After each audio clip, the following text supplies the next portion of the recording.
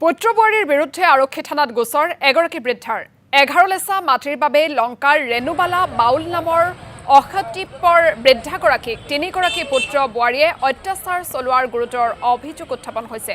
উপায়বিহীন হৈ বৃদ্ধাগৰাকী বাধ্য হৈছে আৰক্ষীৰ কাষ চাপিবলৈ। বৃদ্ধাগৰাকীৰ 6গৰাকী পুত্ৰৰ 3জনেই বোৱাৰী সমন্বিতে মহিলাগৰাকীক অত্যাচাৰ চলোৱাৰ গুৰুতৰ অভিযোগ উত্থাপন হৈছে। লক্ষণীয় বিষয় যে ৰেণুবালা বাউলক নিৰ্যাতন চলোৱাৰ অন্যতম হোতা তেওঁৰে শিক্ষক পুত্ৰ। কি কৰিছে আপোনাক 4 নম্বৰ ল'ৰা? 4 নম্বৰ ল'ৰা বোৱাৰীজনী ল'ৰা কৈছে মাতিয়া ভাগ কৰিব তই নিবি নেকি?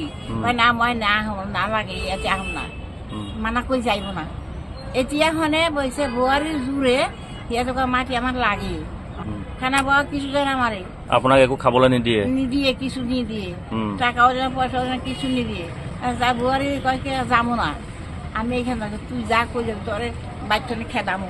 এতিয়া আপোনাক ঘৰৰ পৰা খেদি দিব লৈছে। কিমানখিনি মাটি আছে আপোনাৰ? মাত্ৰ 10 বছৰ বা 11 বছৰ 11 লোচা মাটি আছে।